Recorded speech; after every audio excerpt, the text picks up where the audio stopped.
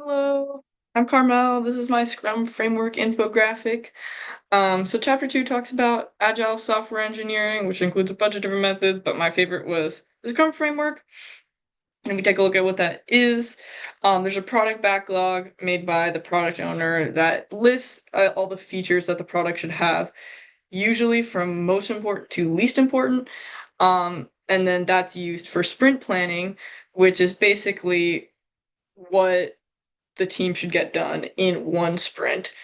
Um, so every day there's a daily Scrum meeting, which is when the Scrum Master kind of guides the development team through a very brief, like 15-minute meeting, um, where they just talk about what they've gotten done so far, what they're going to get done that day or that week, um, and any challenges or impediments they are facing or they think they might face. And then after the sprint is done, there's a retrospective on the sprint where they talk about what went well, what didn't go so well, and how to do better on the next sprint.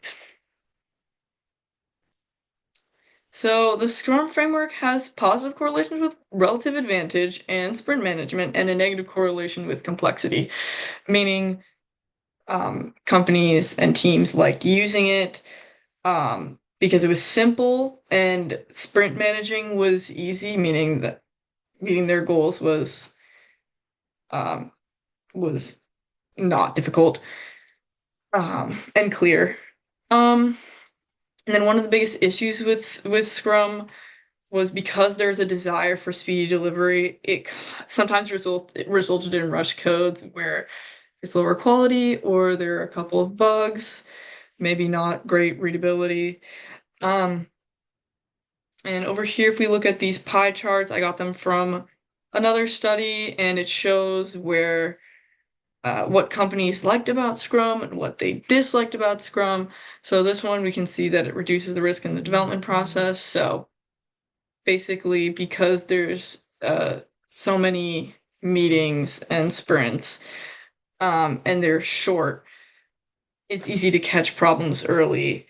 Um, and that lowers the risk later down the line because, of course, everything is being caught much earlier. Um, And then obviously it's rapid development. That's what agile methods prioritize. They're trying to get that product out quickly. And if we look at what they didn't like in this study, particularly, it was inadequate training. So that's pretty manageable, but they also didn't like the lack of formal guidelines.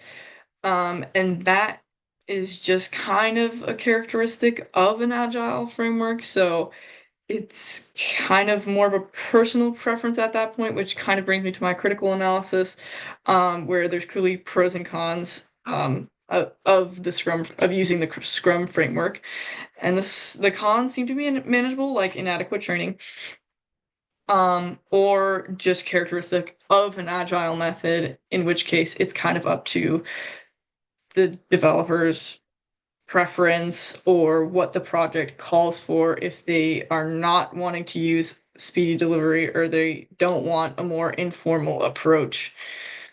Um, and after looking at all this, I think that when Scrum is properly implemented, including like everyone is properly trained, it generally has a positive impact on the project overall.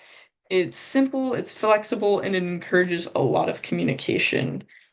And then I think two of the most interesting things about Scrum is that it's really communicative. So the team is always talking. It makes it really transparent and clear what everyone's up to.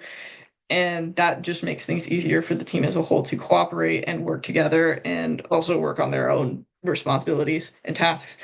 And it's really reflective. So because there is a retrospective after every sprint and because there's Scrum meetings every day, there it's constantly improving. The team is constantly looking at what could be better, and that just also makes the project better overall and easier. And then here are the references I used for these graphics and the research. And here's another quick look. Okay, thank you.